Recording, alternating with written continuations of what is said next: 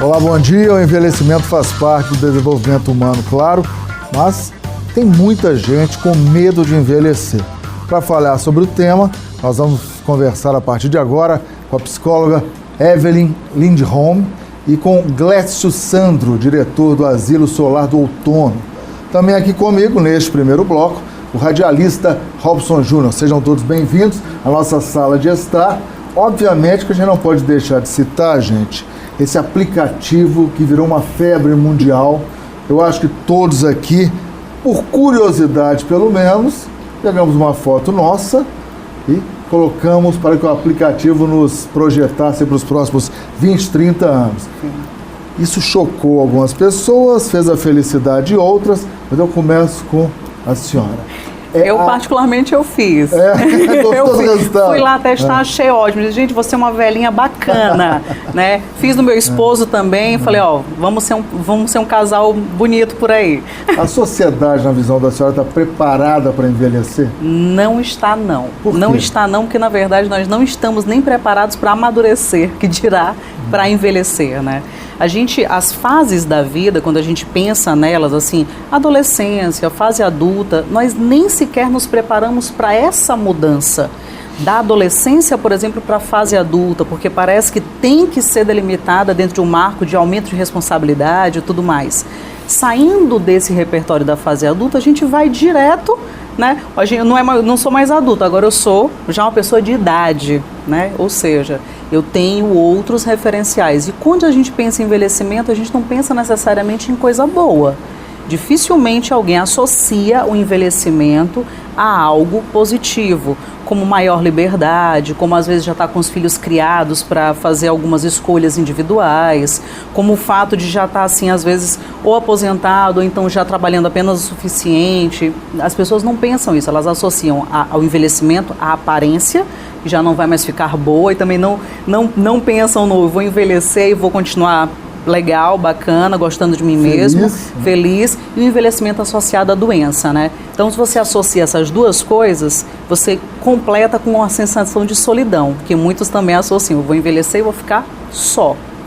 Gostaria de ouvir a opinião do senhor também. Foi a mesma pergunta. Nós, de uma maneira geral, estamos preparados para encarar esse processo natural?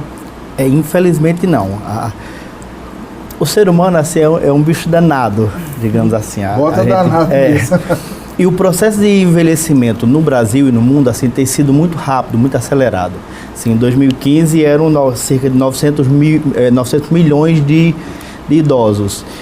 A prospecção para 2050 é de 2 bilhões de idosos. Então, assim, as pessoas estão vivendo mais, muito mais. Assim, antigamente você não se preocupava tanto que assim, alguém de 60 anos já era alguém que andava de bengala, de cadeira de roda. Cova, exatamente. Sim, claro. Hoje em dia, alguém com 60 anos é alguém que tem uma vida ativa, financeira, sexual, esporte, trabalhando, uma vida boa.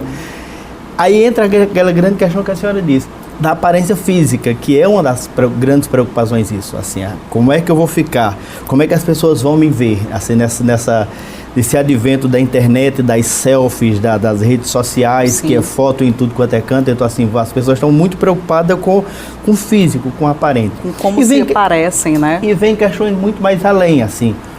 Como é que vai, assim, como é que eu vou estar sozinho, assim? Existe uma invisibilidade do idoso. O idoso hoje, apesar dele estar vivendo mais, ele está ficando mais invisível.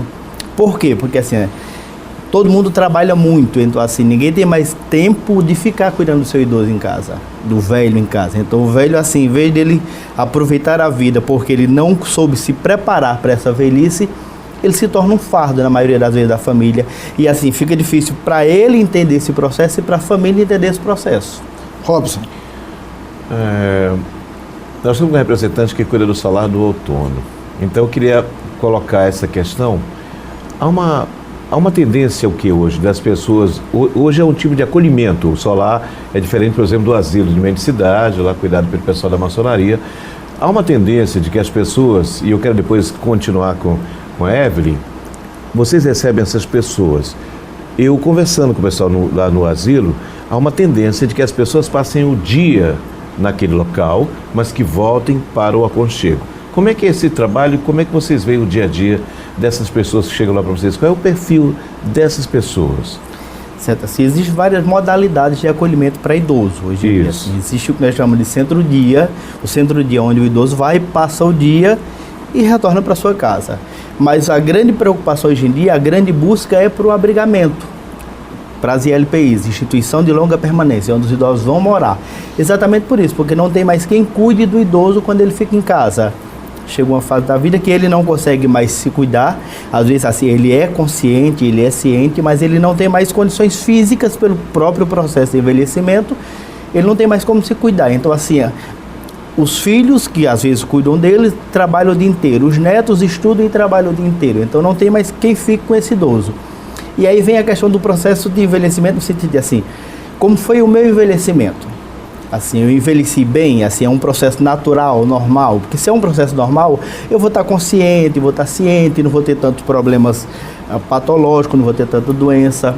Ou foi um processo assim, cheio de senilidade, que nós chamamos assim, eu vou ter pressão alta, diabetes, Alzheimer, várias outras questões. E isso tudo é em decorrência da minha vida, assim, às vezes a gente se preocupa quando já estamos um pouco já velho, mas assim, o reflexo da minha senilidade vai ser de como foi a minha adolescência, assim, como foi que eu vivi. Deixa eu aproveitar, né? Daqui a pouco nós vamos colocar retratos de alguns famosos que entraram nessa brincadeira do aplicativo. Mas, Evelyn, o filho que coloca o pai ou a mãe, né, os filhos, num asilo, num centro de convivência, eles devem se sentir culpados, porque muitos são julgados. Ah, não quer ficar com o pai, não quer ficar, bota no asilo. Como é que a gente tem que lidar com isso? Eu acho que não existe apenas uma culpa que vem socialmente associada, mas uma culpa íntima. Porque você se depara com a situação, às vezes, de você não ter mais condições emocionais de continuar cuidando desse pai ou dessa mãe. E isso tem que ser levado muito a sério. Tem, inclusive, muitos acompanhamentos que são feitos, terapeuticamente falando, que são feitos para os cuidadores. Eles precisam também de cuidados. Por exemplo, mesmo num asilo, quem está lá cuidando, quem está trabalhando e não tem nem relação afetiva, pessoal ou familiar, ele se afeta também com o idoso que ele está cuidando. Imagine você se responsabilizar pelo acompanhamento, pelo cuidado, pelo acolhimento do seu pai e da sua mãe dentro de casa. Na Europa, isso é um processo, creio, natural, né?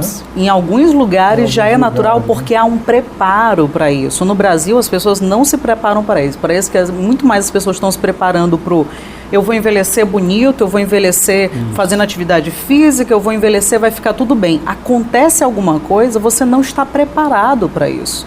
Então, inevitavelmente, quando você pensa nos filhos cuidadores, a gente tem que pensar com zelo, com carinho também por eles, porque não é fácil, é uma responsabilidade muito grande. Quando você tem uma ligação afetiva, o peso é muito maior. Robson, daqui a pouco você volta, mas a Previdência está aí, né? É um tema que vem dominando todos os debates.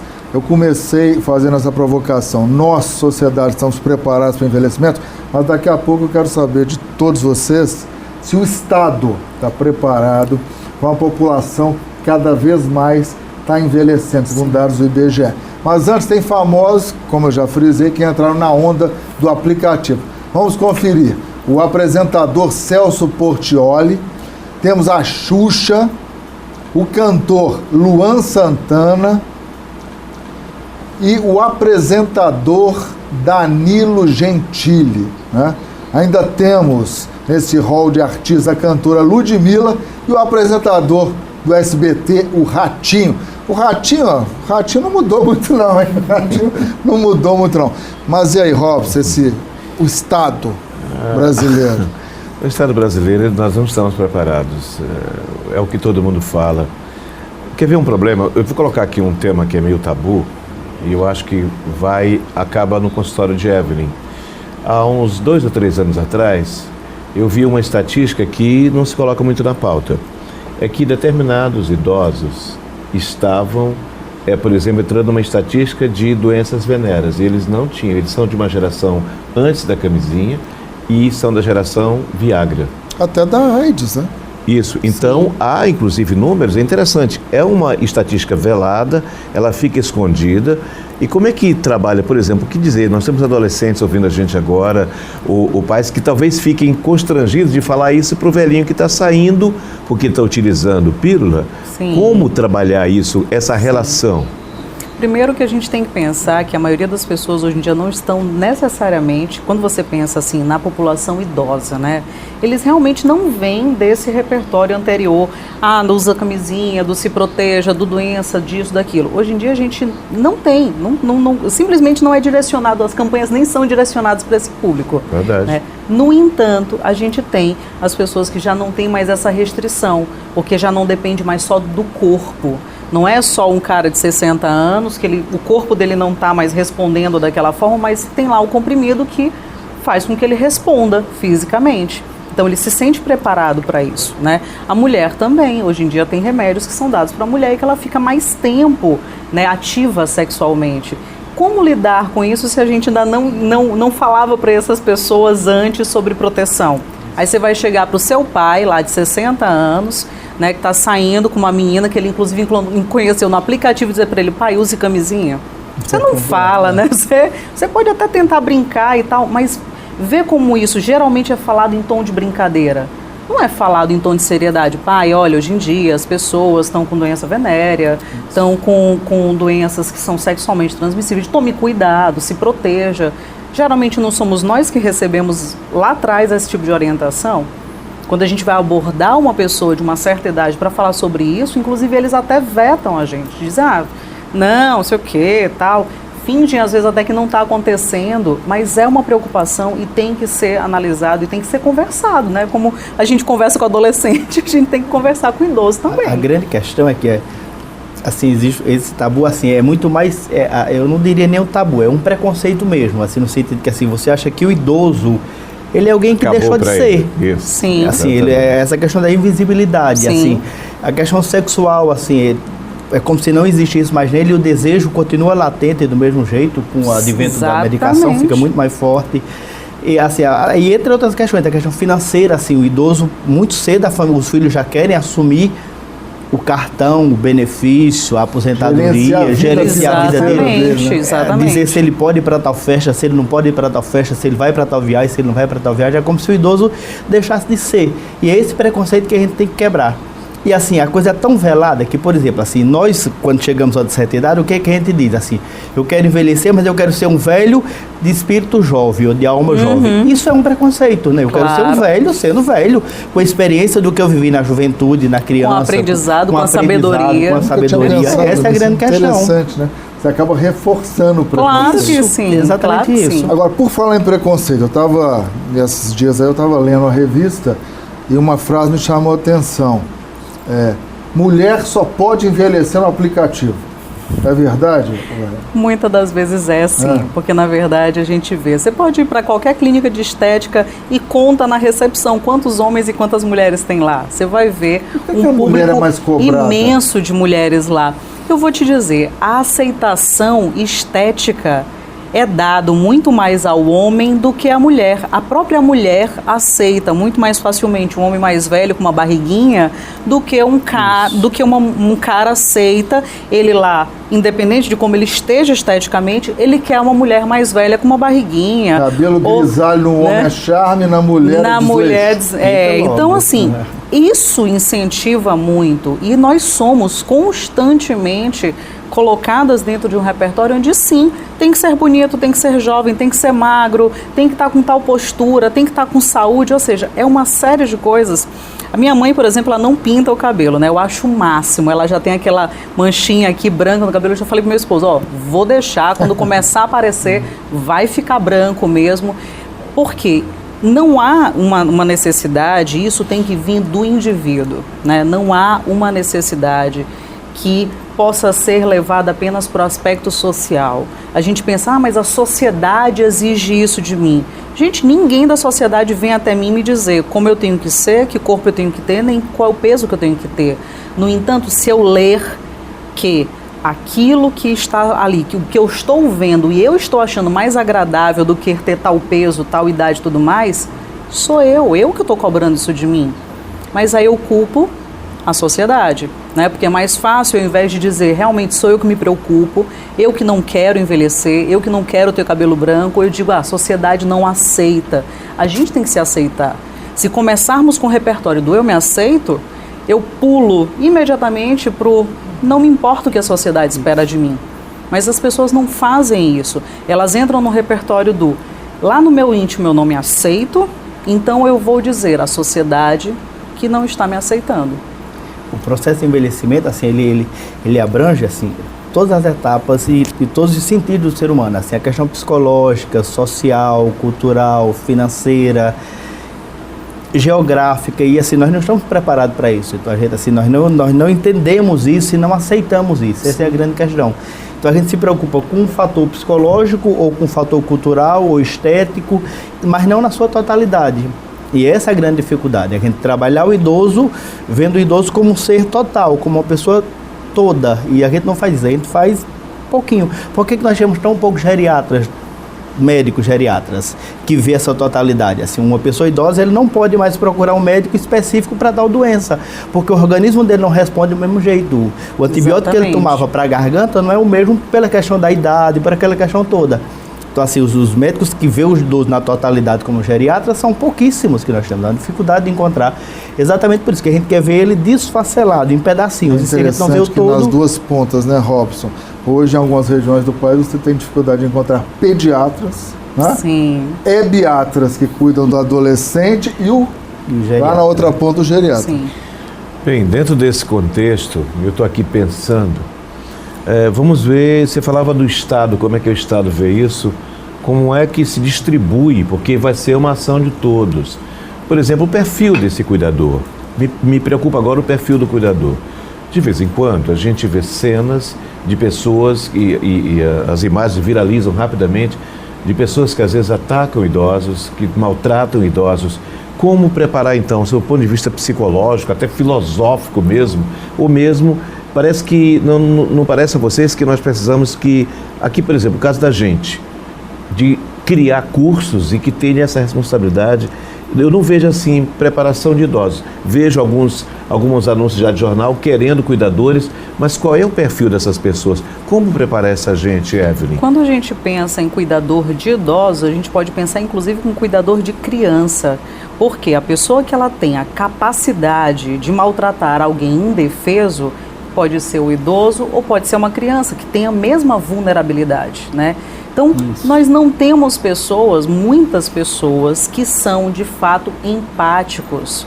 Inclusive, quando a gente pensa no repertório do cuidado, para eu ser o cuidador, o que eu preciso para ser um cuidador? Eu preciso ser só um ser humano? Não.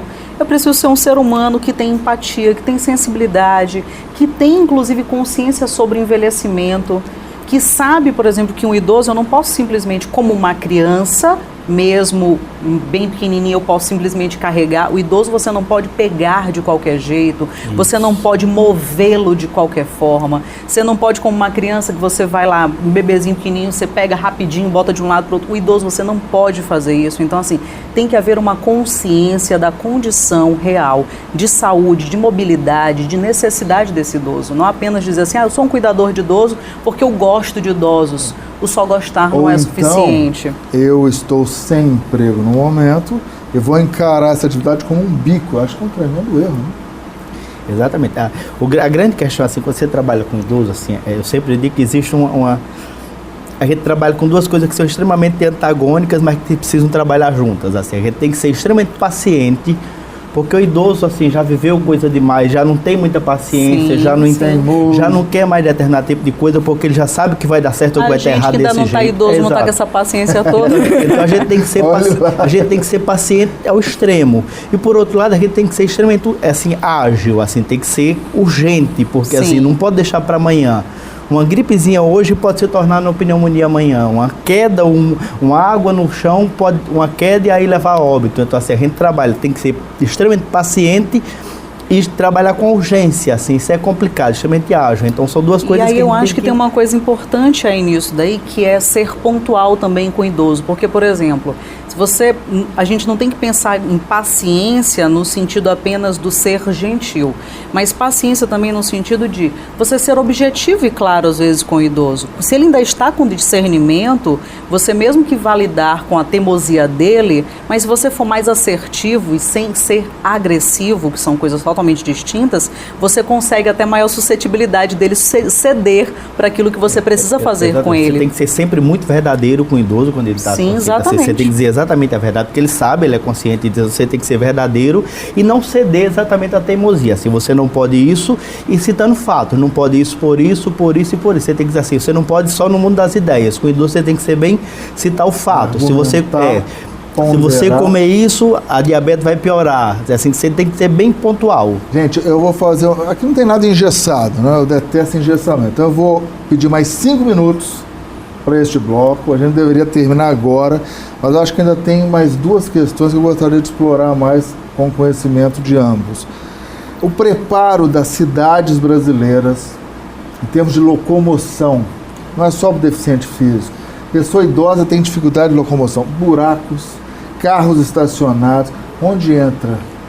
O que a gente pode fazer para minimizar isso? Nas grandes cidades. O processo, como a gente está dizendo, o processo de envelhecimento no Brasil, ele não foi planejado por 2 questões bem básicas, assim, bem simples. A diminuição da mortalidade, assim, hoje a mortalidade está bem assim, eu consigo viver muito mais, 60, 70, 80, então assim, num curto período de tempo nós saímos de uma faixa de 60, 64 anos para morrer, para 75, 80, então foi muito rápido. E a fertilidade, assim, a natalidade é muito menos, assim, hoje as pessoas têm muito menos filhos e muito menos crianças morrem também, que antigamente era a taxa de morte quando as crianças nascem era muito grande, então as crianças deixaram de morrer pelas vacinas, por um monte de questões, né, que a gente sabe quais são. Então, assim, isso fez com que a população envelhecesse muito rápido, muito mais rápido, assim, nós temos bem menos jovens do que pessoas mais velhas por esses 2 processos. E, assim, nada foi pensado para isso. Nada foi pensado para esse idoso. Esses dias eu estava vendo uma reportagem de 42, falando sobre idoso, aí dizia que um ônibus, um bondinho no Rio de Janeiro tinha invadido a casa de uma idosa de 42 anos de idade. Nossa Senhora! Olha, para você ter tá ideia. Vendo?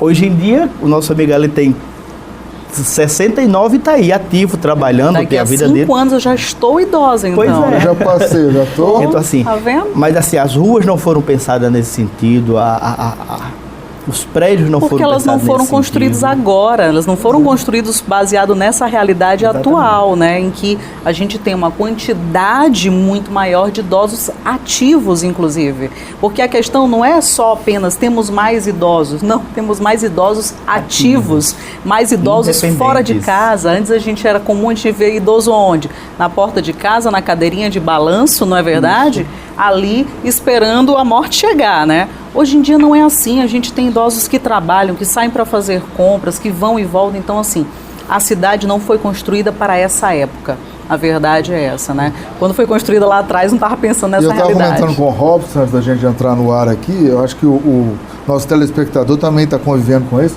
Você entra numa fila de banco, tem momentos nos quais a fila dos idosos está maior do que a fila para as pessoas que ainda não são da melhor idade. Perfeito. Então, isso está acontecendo. Exatamente. Já tem fila para os... Já tem a prioridade das prioridades. Quem tem acima de 80 anos é a lei nacional, a prioridade das prioridades. A coisa está atropelando, sim, tá igual a velocidade da internet. Nós temos mais 2 minutinhos, Robson. Bem, primeiro botar um tema num país, hoje pode dizer que é um país de idosos. Fomos um país de jovens e hoje nós somos um país de idosos.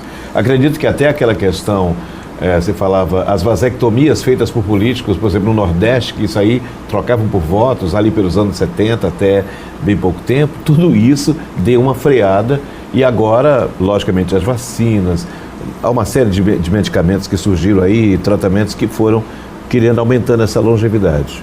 Mas é preciso que alguma coisa seja feita em nível municipal, estadual e também em nível federal, para que se pense agora 2050 nós vamos ter no Brasil, seremos mais idosos do que E tá pessoas, logo ali, tá? Não tá longe. Tá não. bem ali.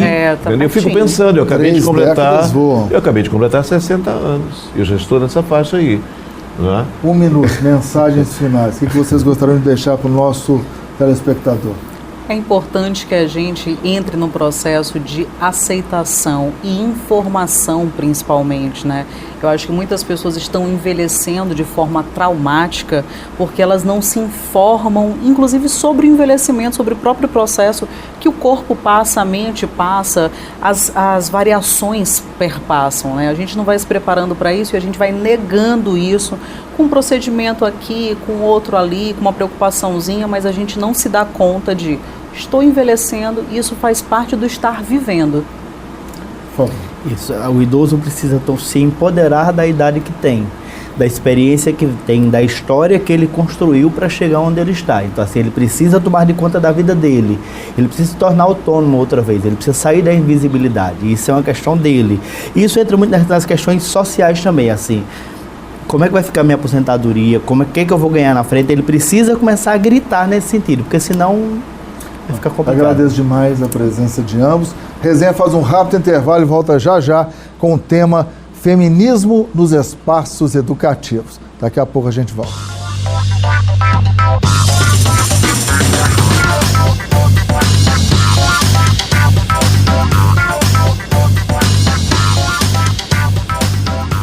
De volta com o nosso resenha, agora a gente fala sobre feminismos nos espaços educativos. No estúdio, a gente conversa agora com a professora doutora Irã Leitão.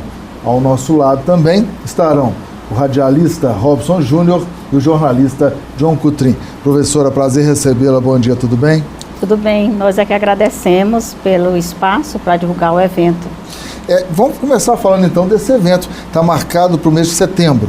10 a 3 de setembro, na Universidade Federal do Maranhão, no Centro Pedagógico Paulo Freire. Por quê? Antes de começar, é interessante, né? A senhora falou, é um tema desafiador. Por que esse tema, feminismos nos espaços educativos, é tão desafiador para a senhora? Olhe, nós temos trabalhado várias temáticas no Encontro Maranhense sobre Educação, Mulheres e Relações de Gênero, o EMENS. Nós já estamos na 7ª versão e desde 2013 nós realizamos esse evento. E esse ano é notadamente desafiador porque estamos marcando esse evento porque 50 anos do movimento feminista na América Latina. 50 anos em vários países da América Latina? E depois é desafiador pelo contexto que temos ainda hoje de desrespeito à mulher, o alto índice de feminicídio. Isso nos traz uma configuração triste, vendo que em um largo espaço de 50 anos temos avanços significativos, mas temos muitos desafios ainda a enfrentar.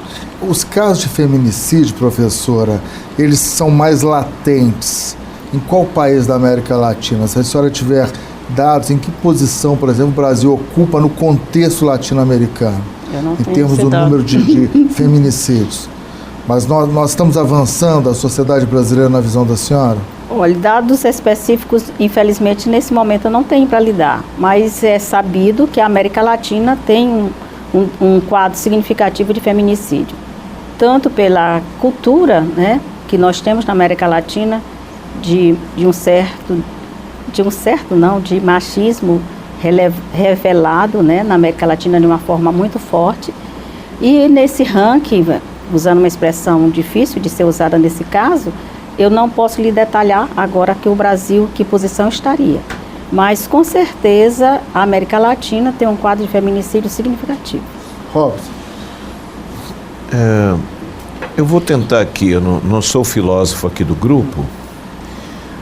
Irã, é um prazer revê-lo, estou revendo aqui, amigos. Me permitam buscar teologia. Quando eu li Beth Friedan, e movido mais por uma dica lá do padre João Moana, nosso querido João Moana, ele dizia, leia Beth Friedan para você entender umas coisas. Então, Beth Friedan, já no final da vida, ela começou a reponderar questões em relação ao feminismo. Ela dizia que talvez a gente não tenha entendido a mensagem dela. Foi o que ela dizia no final da vida. é que parece que nessa ascensão da mulher, que saiu daquela história de fazer o crochê, de tocar piano e cuidar das crianças, ela veio para aqui para fora. Parece que em algum momento a dose foi exagerada, como se criasse uma guerra dos sexos. Você consegue ver isso, Irã? Houve uma guerra nessa história. A própria medicina, em alguns momentos, dados estatísticos mostram que, por exemplo, as mulheres hoje são uma estatística maior nos casos de problemas de coração, por exemplo. E que talvez por essa carga emocional diferenciada, de poder e tal, isso tenha gerado algum problema. Ela pregava, me permita, Robson, a igualdade e não o embate. É o que ela foi dizer no final. Ela, claro, no meio disso muita gente interpreta, você lança uma teoria, mas qual é a sua visão em relação à coisa do feminismo, na essência e aquilo como é que ele foi evoluindo até aqui? Uma coisa a ponderar quando se fala de mulher, né, nós falamos não feminino, mas mulheres. E essa mulher que toca piano, que ficava recôndita no seu lar, era uma mulher de classe média, branca ou rica. As mulheres pobres, as mulheres negras ou as do campo, estavam no campo, estavam trabalhando, estavam vendendo para sobreviver. Então a gente às vezes reduz um extrato de ser mulher como se fosse o único. Essa é uma ponderação. A outra é porque usamos a expressão feminismos, porque ao longo da estruturação do movimento feminista, ele foi se difundindo e se multiplicando em diferentes vertentes.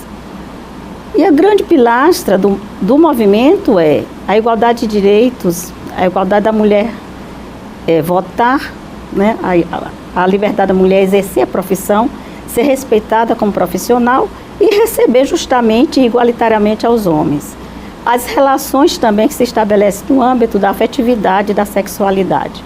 Então, por trás disso tem toda uma cultura que construiu essa visão ancorada na medicina, na biologia, nas religiões, algumas delas, da inferioridade da mulher. E a discussão dessa construção teórica e social, dessa inferioridade, é que nós, estudiosos sobre o feminismo, trazemos à baila, né? E essa guerra dos sexos tão alardeada, na verdade, se estabelece por uma visão de que guerra seria essa, quando não se está lutando por algo de uma ascensão, mas por algo que deveria ser legítimo. Imagine que houve uma época que as mulheres não era nem reconhecido o direito de ter alma. E de votar também. E de votar. Então as mulheres e as crianças não eram consideradas como seres que tinham alma. Então o avanço da ciência, o avanço das ciências sociais também tem contribuído, melhor dizendo, para desmistificar algumas verdades construídas historicamente. John. Nesse contexto, esses estigmas foram criados em relação ao feminismo. Porque até as pesquisas mostram que mulheres defendem igualdade de gênero, igualdade com os homens, liberdade, mas quando falam em feminismo parece que é um termo pejorativo. Eu queria saber o seguinte, entre esses desafios, por exemplo, a questão do aborto, que toda feminista é a favor do aborto, toda feminista às vezes prefere ficar solteira, ou seja, uma série de estigmas. Diante disso, como superar, como suplantar isso? Como, às vezes, conscientizar a mulher do seu papel em referência a esses estigmas criados? Essa expressão estigma foi bem interessante ser colocada. Eu acho que a desvalorização do discurso das mulheres que lutam por seus direitos veio construindo essas visões estereotipadas de que as feministas são masculinizadas, todas as feministas são contra isto ou a favor daquilo. Quando utilizamos, reforço o que eu disse ainda há pouco, quando utilizamos no plural, o feminismo, ele hoje tem diferentes abrangências, diferentes concepções, e dependendo do espaço geográfico que se estabelece, algumas prioridades são postas para a linha de luta, né?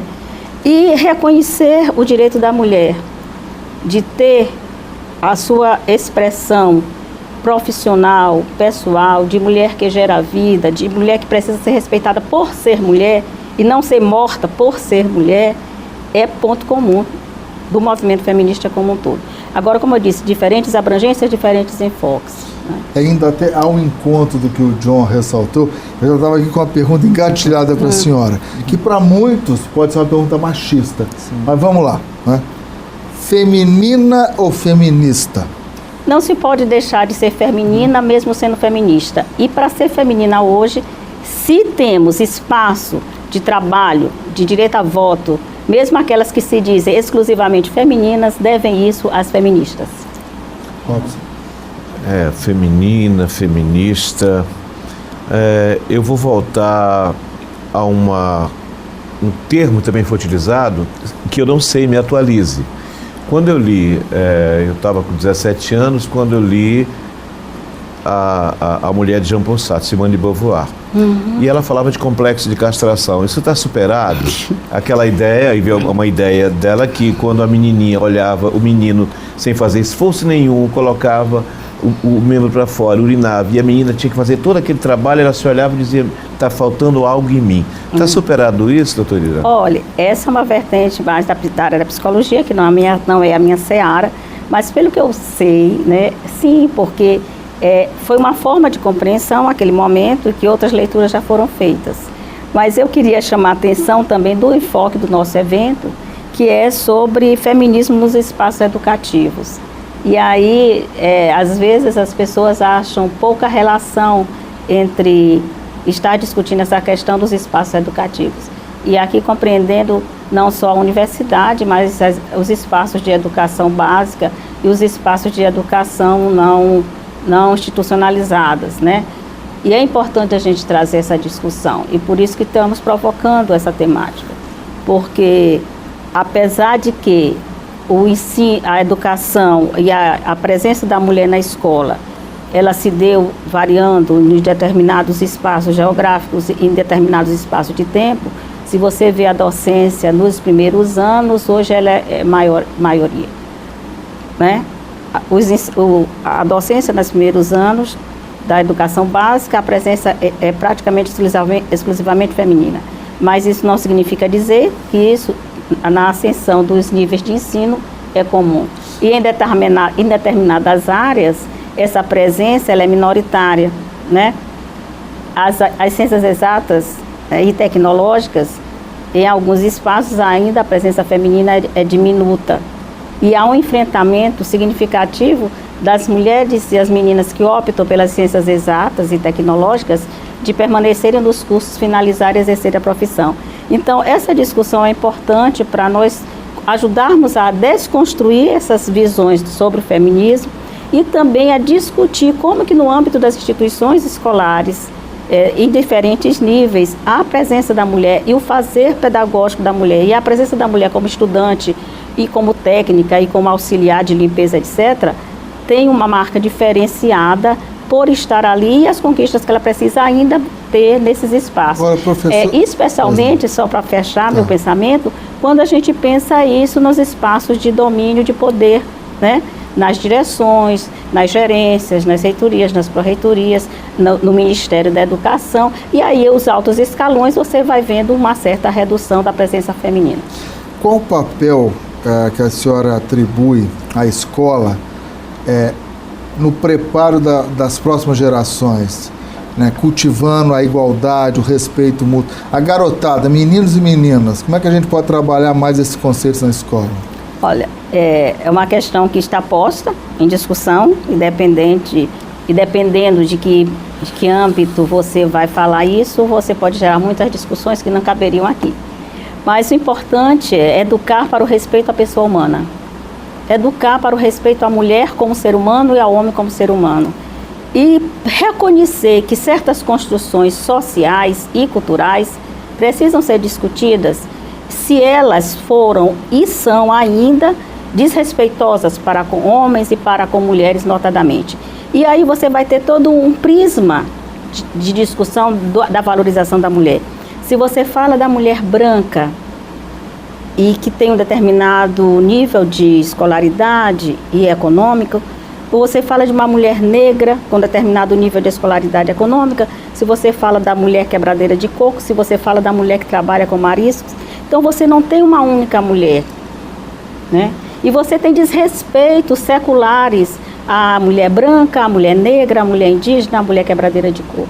E que isso precisa ser trazido para a escola. Porque você tem escolas nos espaços em que as meninas são filhas de quebradeiras de coco.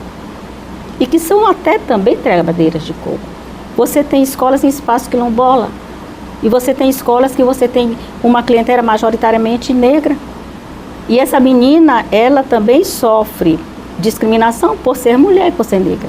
Então, é necessário que se tenha essas discussões no espaço da escola, e a base é o respeito a mim e a ti, como homem, como mulher, por sermos homens e por sermos mulheres. E essa construção deve ser dada desde a família, desde a tenridade, e também perceber que o fato de eu ser homem não implica que eu seja superior a ti, no sentido de que eu sou maior do que você porque você é mulher. Tempo é curto, né, para um tema tão importante. Temos mais 2 minutinhos, John, mais uma Rapidinho, falando de família e tradição e educação, né, de pais, há um conceito teológico estabelecido a partir da Bíblia, né, de que fala o seguinte: a mulher é submissa ao homem. Alguns distorcem esse termo submissa como se fosse a mulher obedecer tudo como fizer. E não, é um papel de liderança estabelecido por Deus. Como o feminismo encara isso dessa forma? Acho que esse princípio é correto, ou acho que, na verdade, mulher está igual ao homem nesse princípio teológico? Eu não diria que é um princípio teológico, não diria que foi um princípio estabelecido por Deus. Dependendo da leitura que você faz da Bíblia, Deus criou o homem e viu que ele estava só e dele gerou uma companheira. E dependendo do conceito que você tem de companheira, se estabelece ali não uma ascensão de alguém sobre alguém. E dependendo de quem faça a leitura figurada de ter sido tirado da costela, uns dizem porque é debaixo da cabeça, outros dizem porque é do lado do coração. E o viés da interpretação, ele tem um caráter que não é solto de um valor, né? Ele tem a marca dos teus valores ao interpretar a Bíblia também. Eu, particularmente, sou estudiosa da presença da mulher na igreja, e especialmente da figura da construção da figura de Maria na igreja, e vejo que muitas das versões ditas por conta de uma teologia construída por homens, que aquilo é fruto de algo divino, como se Deus tivesse dito assim. Há uma interpretação, uma construção sobre esses discursos. E aí, voltando ao que eu estava falando dos meus estudos sobre a presença de Maria, há uma corrente que traz Maria de uma forma muito piedosa, muito submissa, e estabelece uma outra leitura a partir da corrente da teologia feminista, dos estudos como do Cristóvão Boff. A Maria é uma mulher de coragem, uma mulher de audácia, uma mulher de fibra, uma mulher forte, uma mulher guerreira, que estabeleceu uma forma de assumir ser mãe do Filho de Deus de uma forma corajosa para a época. Ela questiona o anjo, quando naquela época a mulher não podia nem falar. Ela diz: mas como se dará isso? Ela provoca o primeiro milagre de Jesus, entre aspas, questionando, eles precisam, e faz o primeiro, todo o preparado, e manda os servidores botarem água ali e diz: façam tudo o que ele vos disser. Ela prepara o cenário para Jesus fazer o primeiro milagre dele público. Então aí, essa leitura de Maria como essa mulher coragem, de fibra, Nossa Senhora da Vitória, que é a padroeira de São Luís, é aquela que vence, aquela que é mulher de batalha, ela é uma construção e é um reconhecimento também da figura de Maria, né? Então essas questões, elas têm que ser bem pontuadas. E um dogma teológico não é. Professora, para finalizar, 30 segundos, vamos repetir aí o tema do debate. Vai acontecer na UFMA, Universidade Federal, aqui do Maranhão, mês de setembro. Dia 10 a 13 de setembro, estejam todos convidados e convidadas a participarem do 7º Encontro Maranhense sobre Educação, Mulheres e Relações de Gênero no Cotidiano Escolar, EMENSE, Feminismos nos Espaços Educativos. Estaremos contando com presenças nacionais, internacionais nas nossas discussões, com mesas redondas, rodas de conversa. Vamos discutir feminismos, religião e espiritualidade, a educação básica e os feminismos, a linguagem e os feminismos, o feminismo nos grupos de pesquisa e o feminismo nos movimentos sociais. Temas importantíssimos e estratégicos, nós agradecemos a presença da senhora. Resenha faz um rápido intervalo, já nós voltaremos com um balanço dos principais assuntos da semana e, claro, nossas apostas para os próximos dias. Rapidinho.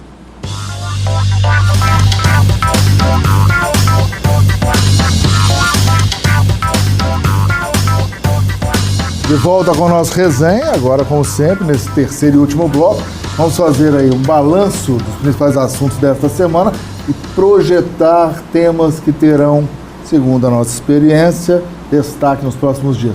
Vamos começar com o Maranhão. John, o que mais te chamou a atenção no estado nessa semana? Ainda continua a pauta eleitoral. Estevão e Robson, claro, nossos telespectadores estão em casa, né, nos acompanhando. Continua a pauta eleitoral de São Luís, movimentações, né, a respeito da prefeitura. Uma novidade essa semana foi o anúncio do deputado federal Eduardo Brade de ida para o Podemos. O Podemos, que é o partido liderado pela Renata Abreu, deputada federal Renata Abreu, e o Brade praticamente saindo do PMN e indo para o Podemos.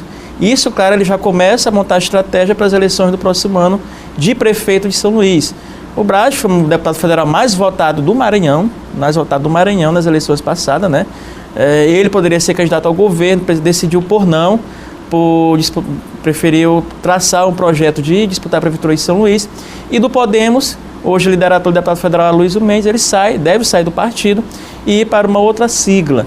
Então, movimento-se, portanto, então Eduardo Brade e os outros candidatos também, claro, o PCdoB, tem o Duarte Júnior, tem o Rubem Júnior, e os partidos começam então aí já a definir o roteiro, a programação para as eleições, e a surpresa é Eduardo Brade, que lidera as pesquisas. O Brade vai ocupar, então, provavelmente o lugar do Aloysio no Podemos. Isso, vai ocupar o lugar do Aloysio no Podemos. O Aloysio deve sair do Podemos, porque qual era a estratégia do Aloysio, Robson Estevam?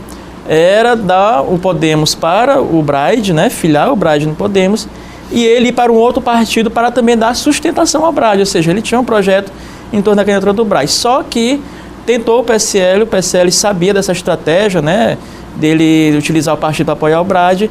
Parece que vetaram o nome do Aloysio no PSL, que é o partido do presidente Bolsonaro. O PSL é liderado pelo Chico Carvalho e tem outros planos para São Luís que parece que não se encaixa no momento o Eduardo Brade. Para finalizar, claro, esse assunto, o Brade iria para o PR a princípio, e fica claro, portanto, que não mais para o PR, agora para o Podemos. Robson, você que fica no comando diário do Repórter Difusora, o que mais chamou a atenção no plano de São Luís, no plano do Maranhão? Um acidente que vitimou, na semana passada nós falamos de uma vítima, no caso da garota, e um trabalhador de 34 anos que teve o seu carro, a bicicleta destruída. Ele foi atirado a uma altura de mais ou menos 5 metros, já caiu em óbito. Aconteceu exatamente ali próximo à Forquilha, na Guajajaras. Poderia ser mais um acidente, mas foi mais um acidente envolvendo supostamente alguém que estaria embriagado. Isso foi palavra dos policiais que atenderam o caso. Motorista do veículo, que atingiu o ciclista. Ele atingiu não só o ciclista, mas atingiu um outro carro, e outro carro estava um policial. Agora é interessante porque esse trágico acidente nos remete a um dos desafios das grandes cidades, e São Luís não foge à regra, que é de dotar o sistema de ciclovias ou ciclofaixas. É cada vez maior o número de pessoas que usam a bicicleta, não por lazer ou por esporte, mas como meio de transporte. Meio de transporte, por necessidade. E ainda dentro de transporte, um outro assunto que chama atenção, e foi hoje, um acidente. Envolveu 3 carros que colidiram exatamente no Jaracati. Carros que bateram, calma. Por que o carro bateu? É porque uma pessoa foi atravessar numa área que não era de faixa de pedestres. Uma questão de educação. Cobra-se muito de motorista, mas o pedestre também é indisciplinado. Em frente ao Medical Center, ali havia uma passagem. Havia uma faixa de pedestre que desapareceu e ela foi transferida para próximo do Sebrae, onde você vai direto para a porta de acesso ao Shopping São Luís. Mas não, hoje uma pessoa resolveu atravessar e o motorista, erroneamente, e ele cometeu o erro, ele freou para que essa pessoa passasse. 2 carros que vinham atrás, colidiram, os 3 bateram ali. Eu estou insistindo nisso aqui porque há uma necessidade dessa atenção. Nós já tivemos uma família inteira sendo atropelada ali naquela região do Banco do Brasil, no Jaracati. São 4 pistas que temos ali, e aquelas 4 pistas, elas são feitas exatamente para que você tenha um fluxo maior de carro. O local de travessia é exatamente na Casa da Mulher Brasileira, onde existe um sinal que é acionado lá pelo botãozinho. Educação é a palavra-chave. Educação é a palavra-chave. Ainda nesse tema que é importantíssimo, ninguém está observando, mas o governo do estado vai retomar a intensificação das operações Lei Seca aqui em São Luís e todo o Maranhão. O que é que acontece? Ano passado, né, em 2018, houve, né, um endurecimento em relação a essas regras de fiscalização da lei seca aqui em São Luís do Maranhão. E muita gente reclamava da abordagem que era feita, entendeu? Exatamente. Da fiscalização.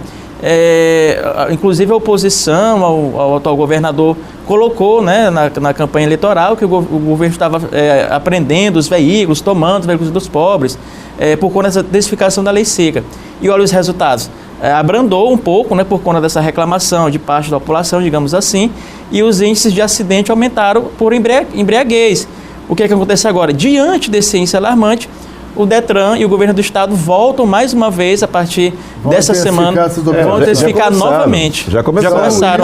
Já começaram. Claro. Já começaram. E vão se intensificar. Já uma campanha em torno disso já sendo divulgada. Eu acho que é uma necessidade. No plano nacional, John, qual o seu destaque dessa semana? O destaque é a polêmica ainda por conta da indicação do filho do presidente Bolsonaro, Eduardo Bolsonaro, para a embaixada nos Estados Unidos. O que é que deixou perplexo alguns? Foi ele dizer que vai beneficiar sim o filho dele, deixou isso bem claro, né? E falou assim, se eu quiser dar filé mignon, eu vou dar mesmo pro meu filho, é meu filho.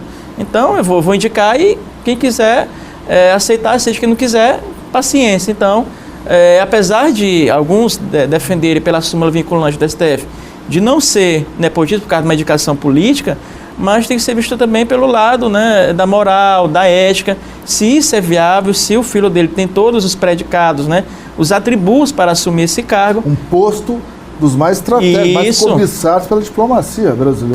Claro, ele não é diplomata de carreira, né? Isso tem sido uma crítica muito grande, ainda mais se tratando de Estados Unidos. Mas vamos aguardar, o Onyx Lorenzoni já disse que vai apenas o ok, aguardando o ok, para indicar, levar para o Senado para a votação na Comissão de Relações Exteriores. Robson. Eu estou vendo aqui o conceito de nepotismo, né? São várias as ideias.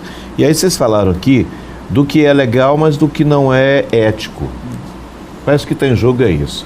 Mas eu quero chamar a atenção para um detalhe. Durante o regime militar, o Delfim Neto era super-ministro. Teve uma época que ele esteve ali como ministro da Economia, a época do milagre brasileiro, inflação de menos de 2 dígitos, e ele também assumiu o Ministério da Agricultura. Então, naquele momento, aquilo ali ia virar uma coisa muito grave. Poxa, o cara super-ministro e tal. O que aconteceu? O Jô Soares, lá no programa, que eu não me recordo agora qual era o tipo de programa, o Jô fez vários programas, e ele criou uma personagem, ele mesmo era a personagem que representava o ministro. E toda vez que alguém chegava, ele estava fazendo os números na mesa, e o ministro chegava, o que é que eu vou fazer com esse abacaxi aqui, ministro? Ele falou, meu negócio é números e tal. Eu estou querendo dizer que eu quero comparar isso com uma afirmação do presidente essa semana.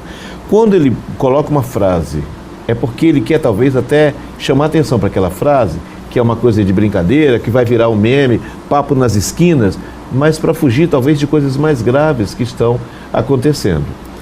Até esse momento, não há nenhuma ação desse governo para a melhoria, por exemplo, de empregos, quantidade de empregos, surgimento e tal. Por esses dias, seria inclusive para quinta-feira, não aconteceu, ficou para a semana que vem, a história do FGTS liberado de contas ativas, isso, que é uma tentativa de o mercado reagir. Já entrando nos nossos destaques da semana que vem, uma das apostas. Eu acho que a aposta lá para quinta-feira, já há uma pressão de quinta-feira. Houve uma pressão, acredito, por conta dos empresários da construção civil, é bom não esquecer, gente, que construtoras no Brasil, recentemente, estavam envolvidas, a Lava Jato colocou muito dinheiro do Fundo de Garantia, talvez seja o principal alimentador, digamos assim, desse segmento, né? Ou um dos. Mas aí o Onyx já falando, eu já vi entrevistas dele dizendo que aquilo que é para a construção de casas populares, porque vai continuar e não vai ter problema nenhum. Mas eu quero dizer que quando o presidente fala uma coisa aparentemente louca, não é. A gente acaba transformando aquilo numa piada e vai ficar mais leve. E aquilo pode esconder coisas mais graves que estão ali. O desemprego continua muito grande. A cada dia, essa semana, eu e o John vamos acompanhando. Você se refere à frase do presidente Bolsonaro? Qual foi a frase da semana? Que não existe fome no Brasil? Diz que é uma mentira. Fome no Brasil é uma mentira. Quer dizer, então ele coloca na pauta algo, todo mundo vai para ali, desvia a atenção de assuntos mais graves. Enquanto isso, brasileiros hoje saíram de casa arrastando chinelo para tentar o emprego e não conseguiram. São 13 milhões. Ele fala isso, Robson, eu até entendo, por um contraponto a um discurso sempre foi do PT, de erradicar a fome no país. Ou seja, ele acha que esse discurso, né, adotado pelo Lula, pela Dilma... É uma clara estratégia Isso. de mais um confronto com o discurso que sempre Exatamente. o PT, né, fomentou. Né? Vamos para as apostas da semana? Saque do Fundo de Garantia de Contas Ativas. Se vier, vai ser muito bem-vindo para milhões de pessoas e para ativar a economia. Você aposta nisso também? Aposto sim, com certeza. Ficou a próxima semana, com certeza, Estevão e Robson. Segundo o presidente, né, há algumas definições estratégicas relacionadas à parte de quanto será esse valor. Uns falam em 21 bilhões, outros em 30, outros 40, não se sabe qual será o montante. Acho que é isso que eles estão definindo, né? E claro, também parte da pressão do setor, ele vai ter que ajustar também com os construtores, no sentido aí também de não penalizar as obras, né, do programa Minha Casa Minha Vida e outras também do governo federal. 30 segundos, Robson. Eu apostava na semana passada que não ia rolar, foi empurrado a história da coisa da Previdência. Eu acredito, acho que vai ser bom. Eu até fiz uns cálculos aí e tal, todo mundo está fazendo um pouquinho de cálculo eu em acho casa. que é isso, né? Não, isso pagar injeta. dívidas. O governo, inclusive, tem que monitorar, tem como monitorar para onde vai esse dinheiro. Hoje é possível. Se você compra, então, no cartão, não tem jeito. É aquilo que um cara da Receita me falou, olha, daqui a mais 5 anos, vocês não precisam mais fazer negócio de declaração de imposto de renda. Nós só vamos chegar a vocês aqui, chamar para tirar dúvidas. Nós já estamos em Big Brother já faz muito tempo. Eles já nos monitoram. E esse dinheiro que provavelmente vai ser liberado na quinta, eu digo provavelmente. Vamos aguardar então, gente. Falou imposto, só para informar que a reforma tributária segue, apesar do recesso do Senado, né, da Câmara. Foi alvo do último resenha. E isso está em pleno segmento nas tratativas ali com o Congresso, com os presidentes das casas. Pois bem, nosso resenha fica por aqui. Tenham todos um ótimo final de semana. Até sábado que vem. Tchau.